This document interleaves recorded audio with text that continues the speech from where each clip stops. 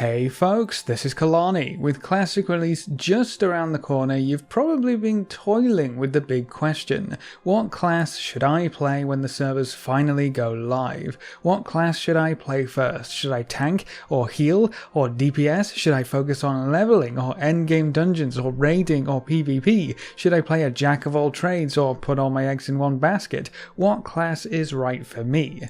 Alright, slow down there buddy, you're going to give yourself a heart attack. We can't have that, not before we relive the glory days of vanilla Warcraft, but it is a very important question. The last thing you want to do is to get to level 30 or 40 and think, nah, let's start this over again. That might be fine in some of the expansions we've had recently, but classic leveling is going to take quite a while. You don't want any of that time going to waste, especially if you're wanting to focus on some of the endgame stuff in classic. So we want to get this right the first time, or at least the second time. Maybe the third time, but definitely not the fourth time. This question needs an answer, so let's have a wee gander at the classes and how you can narrow down your choices.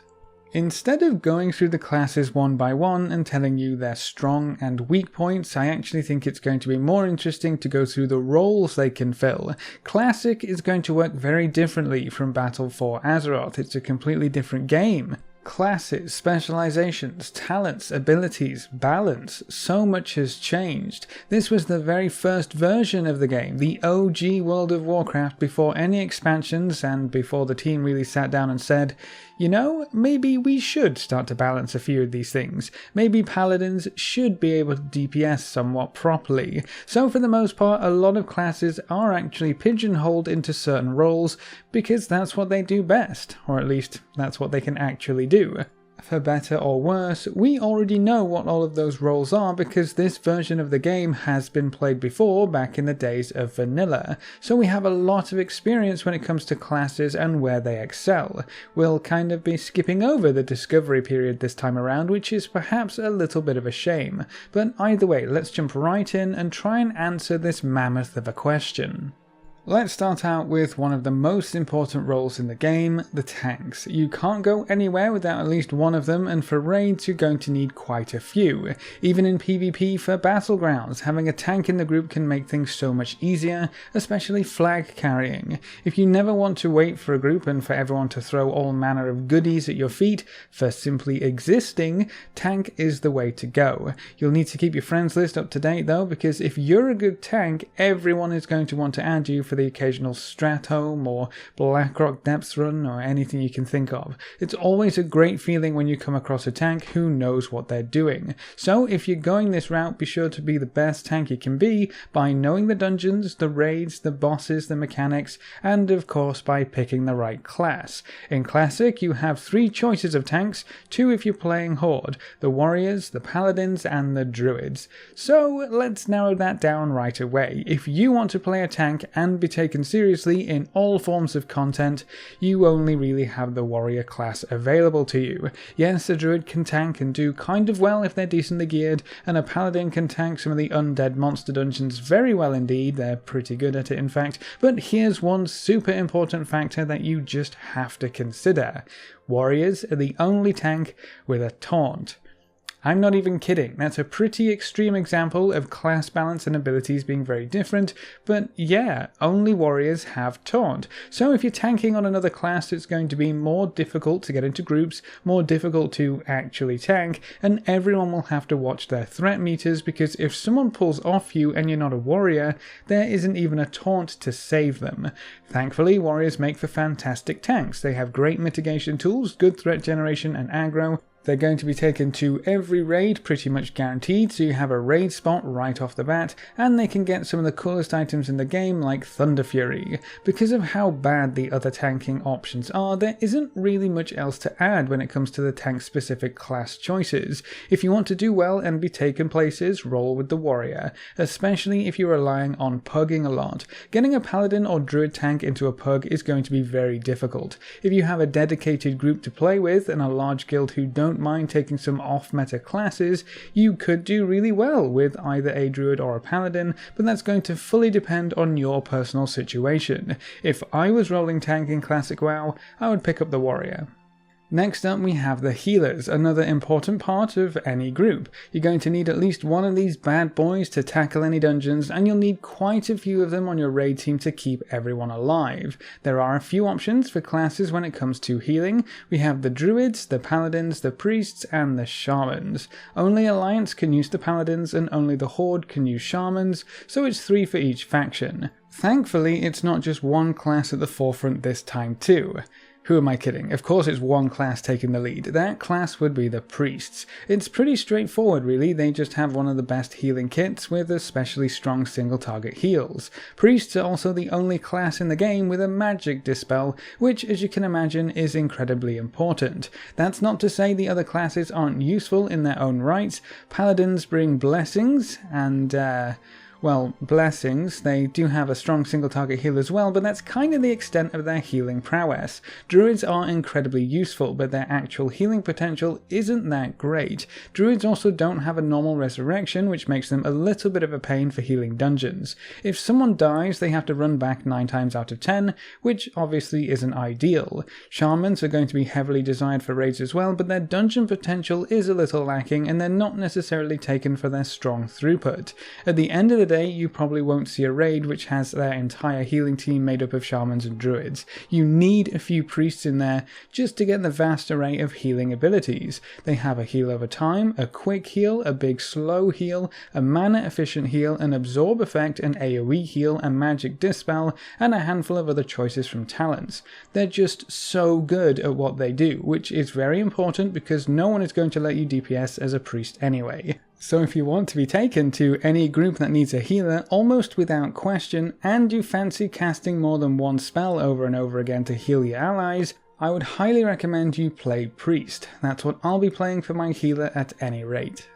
And then of course we have the DPS, the dime a dozen, which obviously gives you the pick of the litter really. Anyone and everyone has the potential to DPS.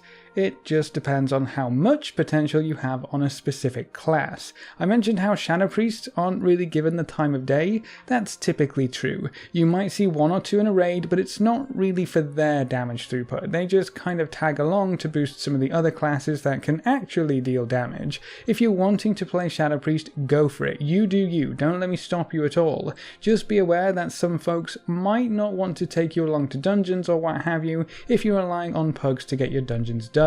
Thanks to the fantastic balance of vanilla WoW, there are some very clear-cut winners and losers when it comes to the DPS game. Right at the tippy top you have warriors and rogues. Both can deal an insane amount of damage in most situations, so they're going to be very valuable for raids, dungeons, and for PvP. If you want to PvP especially, just turn off the video and go make a rogue. I guarantee like 40% of every server will be rogues because they're so powerful in PvP situations, and they're one of the best DPS classes in the game.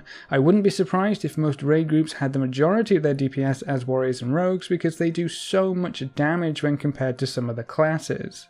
Because of the fact that warriors can knock out some amazing DPS and they're almost the only tank in classic WoW, I would say warriors are probably the best class you can pick if you're wanting to always remain relevant. Even if you don't want a tank, you can still get into any groups pretty easily as long as you have a bit of gear. Rogues are kind of the same, they're an instant invite for a lot of types of content, so if you enjoy melee DPS, pick either a rogue or a warrior. If you fancy playing one of the ranged classes, you have a bit more choice. Mages and warlocks both do great damage and are both incredibly handy when it comes to farming, leveling, and being generally awesome. They also bring some good utility to any group. Mages can make food and water for free, which might sound like a rather minor thing, but trust me, you are going to be begging any mage you see wandering around for some free water and food, and you're going to give them a tip for their trouble and time. It's so incredibly efficient to be able to make your own consumables, especially when you consider that you'll be stopping to sit down after killing a few monsters at a time. Downtime is a huge part of Classic, and it can get very expensive if you have to buy it all yourself. They can also teleport and create portals for your group, among a few other things. Warlocks have pets that make every type of solo content much easier. They can summon party members, which is very useful for getting groups and raids all set up, and they have a handy dandy soulstone to keep your key group members in the fight. Both of these classes will get easy spots in groups for dungeons, raids or PvP. The only real drawback is that they have quite boring rotations. Mages will be casting Frostbolt for 99% of their PvE adventures, and the same goes for Warlocks really. They cast Shadowbolt as their main spell and don't really deviate from it too much. If you want something a little more exciting than Frostbolt or Shadowbolt spamming, these classes might not be too good for you. They're amazing outside of their standard rotations, so it just kind of depends what you want to get out of your class. Now, hunters do pretty well for themselves too, but you're going to get complained at for stealing all of the loot. I know it's not your fault, and you probably do need that staff with the extra intellect. I mean, I'm not here to judge, all loot is hunter loot after all, but the mages and warlocks will probably hate you just a little bit extra if you end up winning the rolls. If you can handle all the hate, hunters bring some decent DPS to the party in both PvE and PvP, though not quite as much as the classes we've already talked about. The good news is that hunters can do a few jobs better than anyone else, like kiting nasty bosses around in a big old circle so your raid can ignore a few mechanics. They're also great for leveling and farming thanks to the pet, though you'll actually have to take care of it in Classic. You can't just treat your pet like dirt and expect it to stick around. If it dies, you better have some food to get that happiness back up. Pets can actually just up and leave you if they aren't happy with you as a master, so take good care of them if you don't want to go tame another. With the pet stuff and the need to carry around a sack full of ammo at all times, hunters are actually kind of high maintenance. If that's not for you, don't pick up the hunter for Classic, but if you still love bows and cats and you're okay doing a little bit less DPS than the higher tier classes, hunter might be a good fit.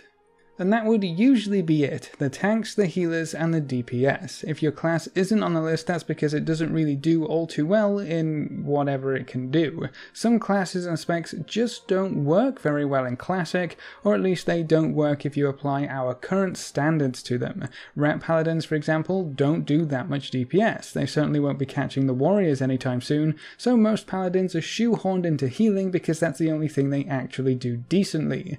But here's the cool thing about Vanilla and about Classic WoW, there's actually a fourth role.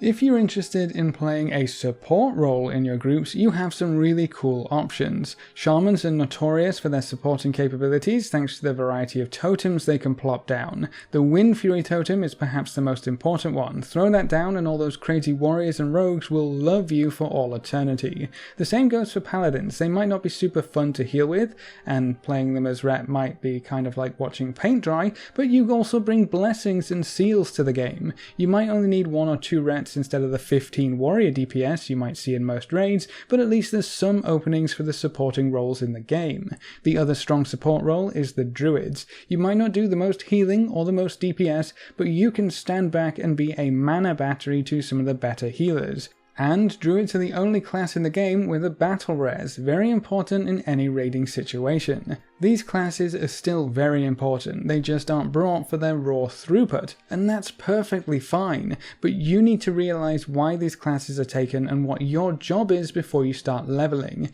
If you level up a Rat Paladin and expect to fill the slot of a warrior DPS, you're probably not going to have a good time, but if you level up as a Rat with the intention of filling that support role, you'll probably have a blast. It's not everyone's cup of tea, helping out the raid and facilitating others to do more DPS, but I think it's a really unique playstyle and there's definitely players out there that will love it. Sadly, it's something that we don't really see anymore in World of Warcraft, and honestly, I would love to see a support style class or spec actually make a return in a future expansion for retail. It's a cool niche that just isn't filled right now, but for Classic you can pick up a variety of classes that work well in a support role.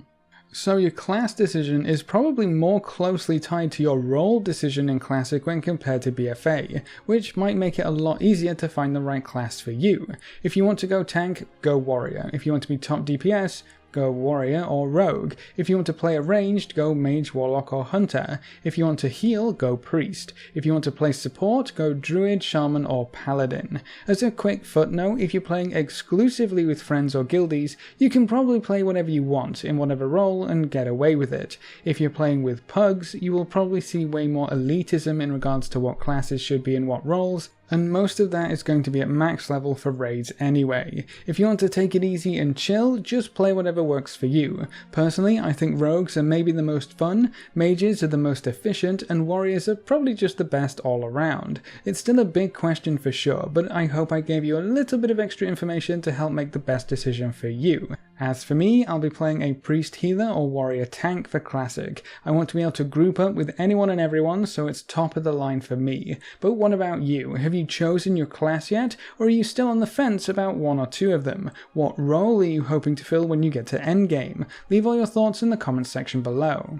A big thank you to all of our supporters over on Patreon. You can see their names floating by on screen. If you want to join these lovely guys and gals, you can find a link in the description below. Remember to leave a like just below the video before you leave, and if you want to see more, make sure to subscribe. But apart from that, thanks for watching folks, good luck and have fun, and as always I will see you next time.